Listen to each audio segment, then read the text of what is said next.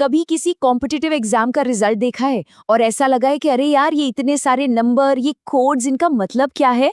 थोड़ा कंफ्यूजिंग हो सकता है ना? खैर, आज हम इन्हीं नंबरों के पीछे की कहानी को समझने वाले हैं।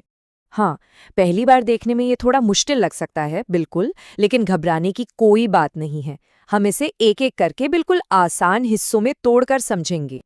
तो इस पूरे रिजल्ट को अच्छी तरह से समझने के लिए हम इन 5 मेन पॉइंट्स पर फोकस करेंगे। चलिए सबसे पहले वाले से शुरू करते हैं। अब देखिए, किसी भी डेटा को समझने का पहला नियम क्या है? पहले उसकी भाषा को समझना जरूरी है। तो चलिए, इस डॉक्यूमेंट में जो खास शब्द इस्तेमाल हुए हैं, पहले उनको जानते हैं। तो सबसे पहली और सबसे जरूरी चीज, कट ऑफ मार्क्स। इसका मतलब क्या है? सीधा सा हिसाब है। ये वो कम से कम स्कोर है जो अगले राउंड में जाने के लिए चाहिए ही चाहिए। अगर किसी का स्कोर इससे जरा भी कम है तो वो रेस से बाहर हो जाते हैं। अगली चीज है कैटेगरी।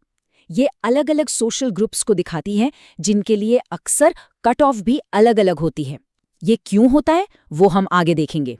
और हाँ, आपको पूरी लिस्ट में ये शॉर्ट फॉर्म्स बार बार दिखेंगे, जैसे GEN मतलब जनरल, FEM मतलब फीमेल, और वैसे ही SC, ST, OBC और EWS। तो अब जब हम ये बेसिक बातें जान गए हैं तो चलिए असली नंबर्स पर नजर डालते हैं। तो अब आते हैं नॉन शेड्यूल्ड एरिया के कट ऑफ पर। ज्यादातर कैंडिडेट्स इसी ग्रुप में आते हैं, तो यहाँ से शुरू करना सही रहेगा। देखिए, किसी भी रिजल्ट को समझने का सबसे अच्छा तरीका है कि पहले जनरल कैटेगरी को देखा जाए, क्योंकि यही वो बेंचमार्क होता है जो अक्सर सबसे हाई होता है। तो ये रहा नंबर 146.3279। ये वो बेस स्कोर है जो जनरल कैटेगरी के कैंडिडेट्स को पार करना था। अब हम इसी नंबर को एक रेफरेंस पॉइंट की तरह इस्तेमाल करेंगे दूसरी कैटेगरी से तुलना करने के लिए। यहाँ एक मजेदार चीज देखिए, जनरल कैटेगरी के अंदर भी कट ऑफ अलग अलग है। जैसे फीमेल कैंडिडेट्स के लिए कट ऑफ लगभग 135 है, जो जनरल मेल कैंडिडेट से थोड़ा कम है, और इसी तरह विडो और डिवोर्सी कैंडिडेट्स के लिए भी अलग अलग बेंचमार्क सेट किए गए हैं। अच्छा, तो जनरल कैटेगरी तो समझ आ गई। अब जरा एक और बड़ी कैटेगरी OBC पर नजर डालते हैं ताकि हम दोनों को कंपेयर कर सकें। तो OBC कैटेगरी के लिए कट ऑफ है 138.2739। जैसा कि उम्मीद थी, ये जनरल कैटेगरी के 146 वाले स्कोर से थोड़ा कम है। ये एक कॉमन पैटर्न है जो रिजर्वेशन पॉलिसी की वजह से ऐसी एग्जाम्स में दिखता है। अब आगे बढ़ते हैं और दूसरी टेबल को देखते हैं जो थोड़ी छोटी है। ये है शेड्यूल्ड एरिया के लिए, और जैसा कि हम देखेंगे यहाँ कंपटीशन का सीन काफी अलग है।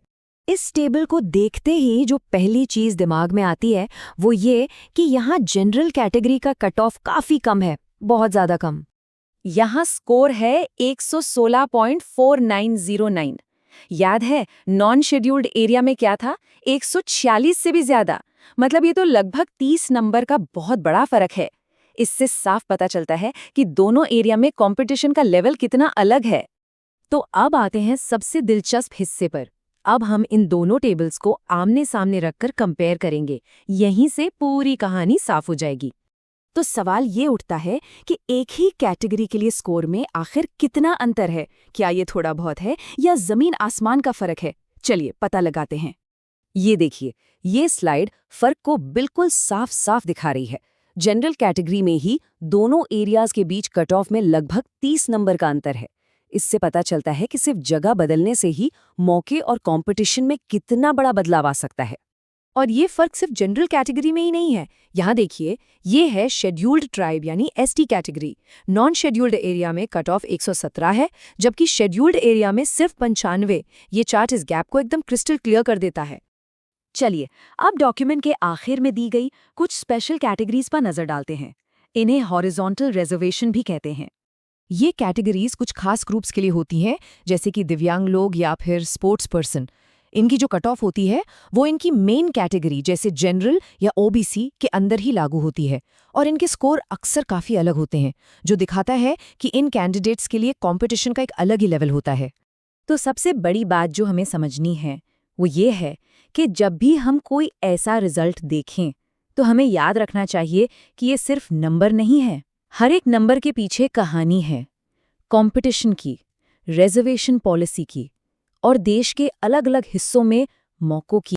तो अगली बार जब कोई ऐसी कट ऑफ लिस्ट सामने आए तो उसे सिर्फ नंबरों का खेल मत समझिएगा, बल्कि खुद से पूछिएगा ये नंबर्स असल में कंपटीशन, अवसर और उन पॉलिसीज के बारे में क्या कहानी बता रहे हैं जो इन सबको आकार देती है।